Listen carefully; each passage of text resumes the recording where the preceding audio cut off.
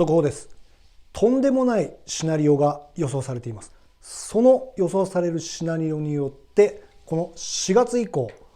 国民1人当たり10万円給付、あるいは消費税減税というものが実現する可能性についてお話しさせていただきたいと思います。岸田首相の逆襲、衆議院解散で4月以降に特別定額給付金2回目決定かということで、給付金の最新の情報についてお話しさせていただきたいと思います。で、今日この動画をご覧になっていただいている方は、個人の方で給付金の最新の情報を知りたい、あるいは給付金の情報が出たらすぐに申請したい、あるいは申請をして確実に給付をされたいと思っていらっしゃる方がご覧になっていただいていると思います。給付金に関する情報は新しいニュースが出ましたらすぐに動画でお話しさせていただいてますので、新しいニュースが出たらすぐに知りたいという方はぜひチャンネル登録をしていただければと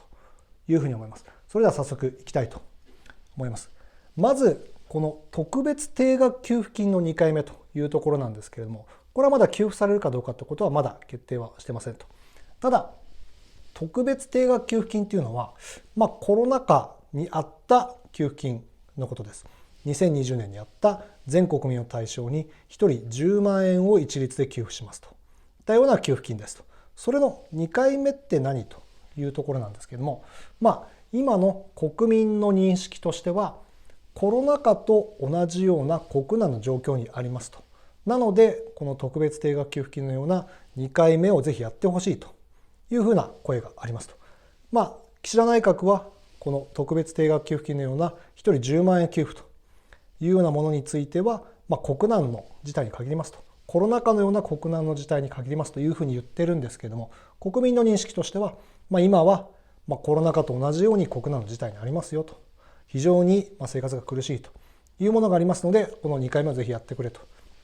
いう声がささやかれているといったような状況です。で、このそもそも特別定額給付金、コロナ禍にあったこの1人10万円給付といったような給付金も、実は国民の声で給付が決定したというふうな経緯がありますと。もともと自民党は1世帯30万円給付と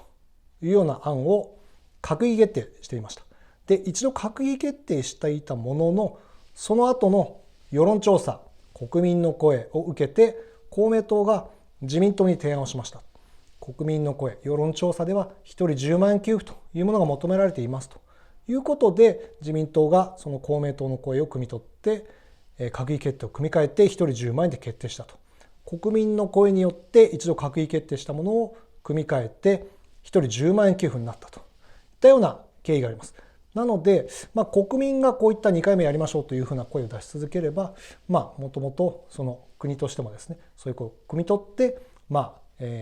給付金に関する方針を決めていくというふうな可能性もあると。実際にこのコロナ禍にあった特別定額給付金1人10万円給付についてはそのようになったというふうな経緯があります。さあ、国民の声はどのようになっていますでしょうか。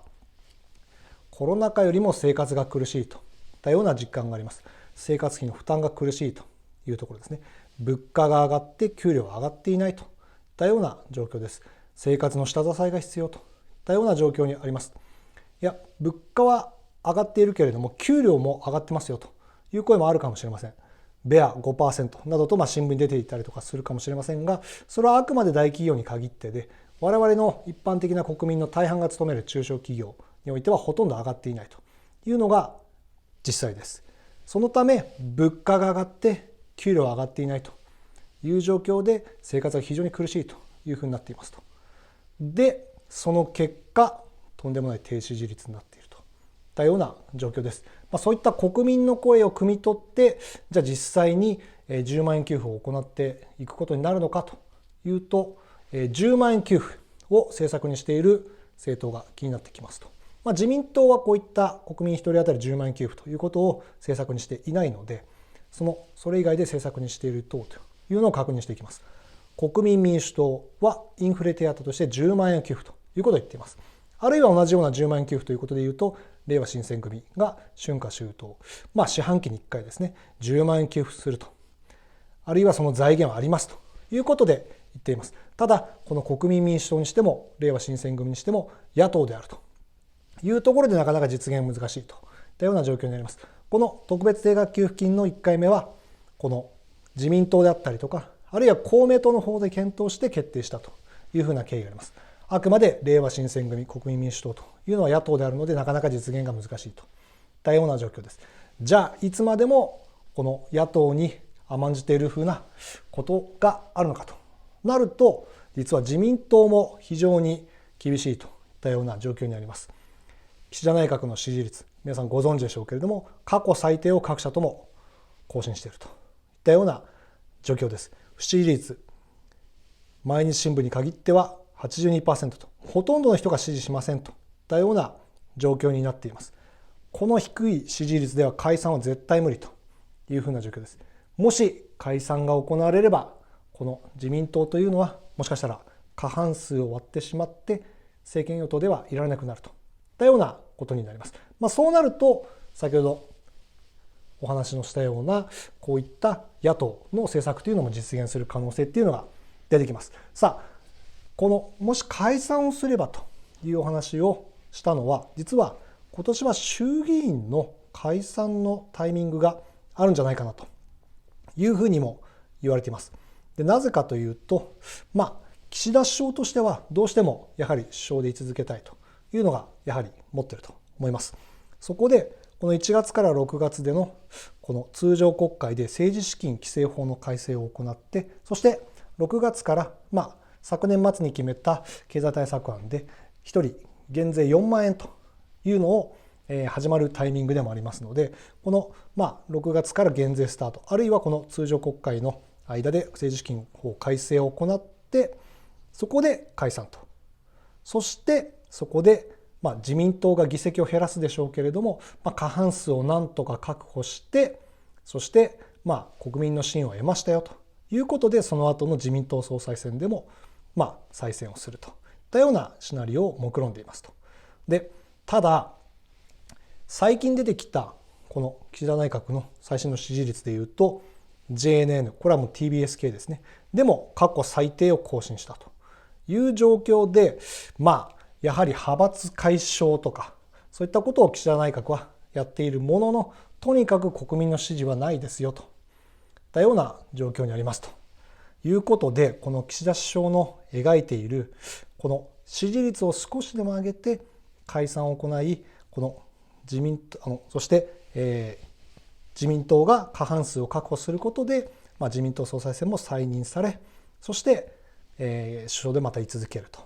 いうふうなところを目論んでいるんですけれども、そのシナリオもいよいよ厳しいといったような状況になってきました。岸田首相いよいよ諦めたかということで、岸田首相が諦めない限りまた何か施策を打ってきて、その中でこういった特別定額給付金の2回目といったようなものもやってくる可能性が、苦しくなれば苦しくなるほど国民の支持率を上げるためにあるんではないかなということについて検討していましたと。ただこの最新の支持率を受けて、岸田首相いよいよ諦めなければならない状況になってきたんではないかなということも考えられますと。今年の9月の自民党総裁の任期をもって退陣をするんではないかなということが予想されますと。そうなるともういよいよ実現しないのではないかなと。特別定額給付金2回目、国民1人当たり10万円給付といったようなことはなかなか難しいのかなというふうにも思います。ただ実はここで岸田首相が退陣して、また新たな、例えばですね、上川外務大臣だったりとか、あるいは石破さんというのが、自民党のもし総裁になったとして、その来年の10月までにはこの衆議院の任期というのが来ますので、必ずここまでに解散であるとか、あるいは選挙というのは行われるといったような状況です。で、そうなるとどのような人が自民党の総裁になったとしても、そこで自民党は大敗をして過半数割れをしてしまうというふうな可能性が今の状況だとやはり高そうです。岸田内閣の支持率はめちゃくちゃ低くなっています。ただ自民党の支持率もめちゃくちゃ低くなっていますという状況では、国民としては今回はさすがに起こっているので、選挙にもきちんと行くでしょうし、あるいは自民党に入れずに他の政党が推すような候補者に投票するということが考えられます。そうなると自民党大敗と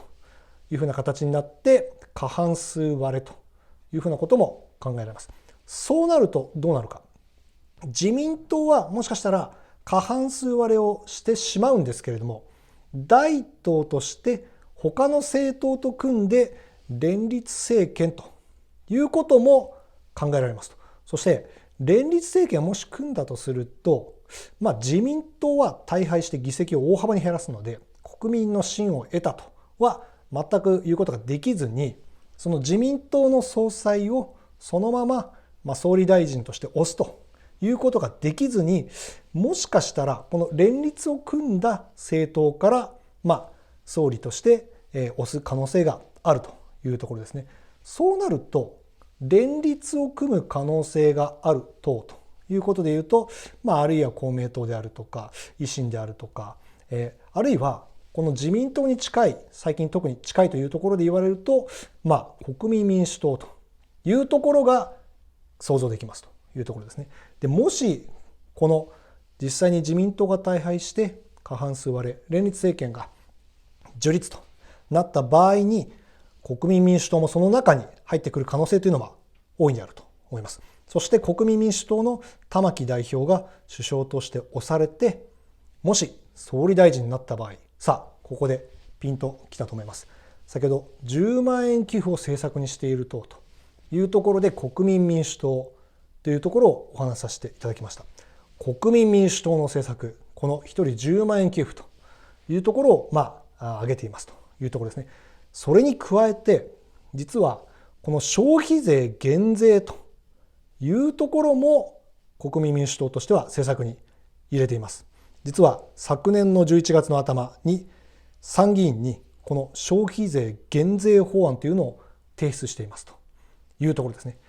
振り返りたいと思います。自民党減税が、失礼しました。消費税減税が望まれている理由というところですね。この給付金に関する動画とかを出させていただくと、その給付金よりもやはり消費税減税ということをやってくれという声が結構あります。で、そのいろんなお声をまとめたところ、この4つというのが、やっぱり一番の理由として皆様おっしゃってますと。で、まず1つ目は、消費税ってそもそも負担が大きいですよと。例えば、年収が400万の方でいうと、その400万を使っていろんなものを買っていくわけですけれども、何かを買うときに必ずかかってくるのが消費税ですね。で、何か物を買ったときに、じゃあ例えば 10% だったら、400万だったら、計算細かくはいろいろありますけども、仮に年間で40万円かかっているという状況ですね。なので、それが毎年毎年かかってくるということでいうと、負担というのはめちゃくちゃ大きいというところですね。で、2つ目、これは逆の話ですね。もしそれが減税されるということになれば、その経済的影響が持続するんで、その大きいですよと。この一時的な給付にとどまるような、給付金というところに対して、そうですよね、一時的に経済的に一時的な影響しかないですね。に加えて減税となると、例えばその40万円、かからなくなるというところがずっと継続していくわけなので、それが持続しますよと。効果が大きいというところですね。それから何かを消費することにかかる消費税なので、その消費の刺激っていうところが大きいですよと。物を買うということがより進むっていう可能性があります。今なかなかちょっと経済が厳しいと。特に国内の経済厳しいというふうに言われている中なので、そこで消費税が減税されるということは消費の刺激策としても非常にいいんじゃないかなということも理由として挙げられますと。それから税負担の公平性ということですね。これは何か物を買うときに、収入が多い人あるいは少ない人でも同じ額だけもし何か物を買うとしたら同じだけ税金も負担するというところなので、税金の負担が公平性がないんじゃないかなということですね。収入に応じてその所得税という形でかかるというところが公平なんじゃないかなという声も結構ありますというところですね。もしここの国民民主党の玉木代表が総理大臣になったときに、この政策というのは変えずに提言していくのかなというところがちょっと気になったので、国民民主党の本部に聞いてみました。簡単に言うと、もし首相になるようなことがあってもちゃんとその政策やりますよねというところですね。昨日の午後1時ぐらいに国民民主党の本部に連絡して聞いてみました。もちろん玉木代表というわけじゃないんですけども、その本部の方に、今言いましたように、今国民民主党の柱の政策として消費税減税というふうなところだったりとか、あるいはインフレ手当10万円と、国民1人当たり10万円給付ということも言ってますけれども、この政策っていうのはぶれないですよねと、ちゃんとやっていきますよねっていうふうなご質問したところ、もし衆議院選挙があったらその選挙に向けてこの政策っていうのはブラッシュアップしていく可能性もありますけれども、この柱の政策っていうのはブレる可能性は低いと思ってますよということなので、なるほどと。じゃあもし首相になったとしてもちゃんとそれを政策として推していくのねということが分かりましたということで、いよいよ岸田首相もう万事休すで諦めたかということで、実現しない可能性もあるのではというふうに思われたんですが、大逆転で国民民主党の玉木代表がもし連立政権で首相に推されるということになれば、この国民民主党の政策として国民1人当たり10万円給付、あるいは消費税減税ということが実際に政策になって実現していくというふうな可能性も出てきましたというところですね。さらにここからまた逆転のシナリオというものもここ最近で上がってきました。それは岸田首相が4月に衆議院解散をするといったようなシナリオです。さあどういうことかと。岸田首相はもうこの低支持率なので、いよいよ諦めたかということも言えると思うんですが、実は岸田首相としてはこのままなんとか首相を継続していきたいというところで考えると、一つシナリオが浮かんできますというところですね。それは4月の衆議院解散というところですね。さあなぜ4月に衆議院を解散していくということが岸田首相にとってタイミングがいいかというところですね。当然この低支持率なので、ここで解散するというのは非常にタイミングがいいですよということは全く言えません。ただ岸田首相がもし首相として続けていくということを望むとするならば、4月に解散していくということがより良いというところになってきます。ベターな選択と、ベストではないけれどもベターな選択ということになってきます。もちろんこの自民党総裁選というのが9月にありますから、ここまでもし選挙をしないでいってしまったのでは、この低支持率のまま自民党の顔としてその後衆議院選挙を迎えるわけにいきませんので、当然岸田首相はすげ替えられてしまうでしょうと。そうなった場合は、先ほど言った麻生さんが推しているような上川外務大臣とか、あるいは小石河連合の推す、石破さんとかですね、そういうところが首相になってくると。そういった自民党の顔を立ててみんな選挙を迎えたいと自民党の議員は思うというところですね。当然ですよね。で、その前に自民党総裁選が起きる前にもし解散をすれば、そういった上川大臣とかあるいは石破さんというところにもう抵抗しないで何も選挙もせずに変えられてしまうと、規定路線で変わってしまうということもなくなります。あくまで国民の信を問うと、国民の選挙の結果によってはもしかしたら首相を継続できるといったような可能性も出てきます。じゃあこの低支持率なんで当然無理でしょということも思うんですけども、実はこの対抗馬として野党の準備がめちゃくちゃ整っていないと。自民党の支持率はめちゃくちゃ低いんですけれども、かといってその対抗になるような野党の支持がまだそこまで得られていないということであったりとか、野党がその選挙に対しての準備がほとんど進んでいないといったような現状があります。であるならば、ここで解散をしてしまって議席は大幅に減らすかもしれないけれども、野党も準備が進んでいないので、結果自民党がまた政権を取るというところで、なんとか可能性はないんじゃなんとか探りたいというところで考えてもおかしくないといったようなシナリオです。さらには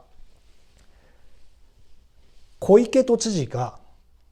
政界に復帰するんではないかと、国政に復帰するんではないかなということが噂をされています。実は4月の28日に衆議院の補欠選挙があります。で、そこで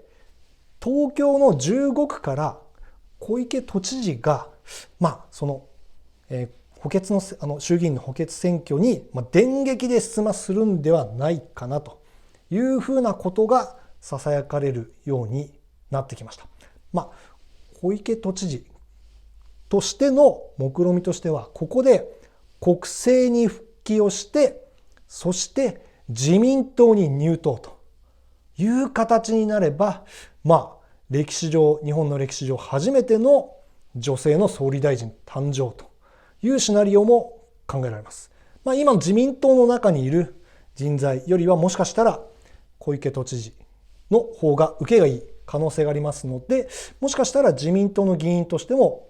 小池都知事をして、ここでこの衆議院の補欠選挙で国政に復帰をし、自民党に入党して、そして総理大臣というシナリオを描く、そしてその自民党も推すという可能性も考えられるタイミングです。それをさせないというためにも、この4月をもって岸田首相は解散していくということに検討していると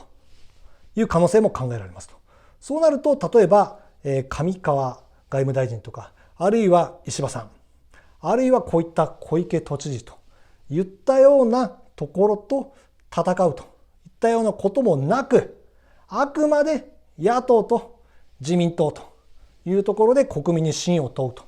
いうところの争いになってくるので、まだそっちの方がいいんじゃないかというふうに考えてもおかしくないといったようなシナリオですと。で、そうなると、じゃあ自民党は過半数を確保するかということで考えると、いや、実はそうなってもですね、やはりなかなか自民党は過半数を確保するっていうことは難しいんではないかなと。政権与党ではなくなってしまう可能性があると。過半数確保できないということは、連立を組まないとやっぱり与党ではいられないというところになりますので、どのシナリオをとってもなかなか厳しいというところ、岸田首相がそのまま首相を続けるというのはなかなか厳しそうなんですが、岸田首相が首相で何とか居続けようということで、もし目論むとするならば、大逆転でこの岸田首相の逆襲、4月に衆議院解散ということで行ってくる可能性はあると。その方がまだ確率が高いと。岸田首相がまだ首相でいられる確率が高いというふうに考えてもおかしくないと。ただ自民党やはり大敗するんではないかと。そして国民民主党が連立の中で押されてですね、首相ということになれば、この4月以降にですね、特別定額給付金の2回目、あるいは消費税の減税というところが決定してくるというふうな可能性もあるんではないかなというふうに予想されます。で、この給付金に関する動画っていうのは結構皆さんに見ていただいてます。で、いろんなコメントいただいて、で、おそらくこういった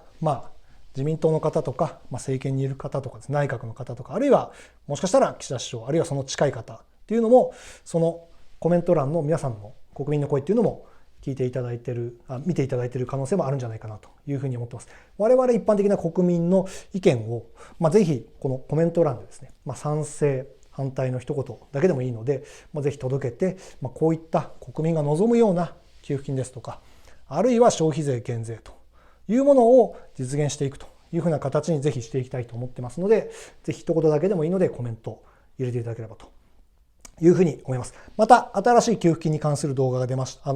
情報が出ましたら動画でお話しさせていただきますので、新しい情報が出たらすぐに知りたいという方はぜひチャンネル登録をしていただければというふうに思います。ありがとうございました。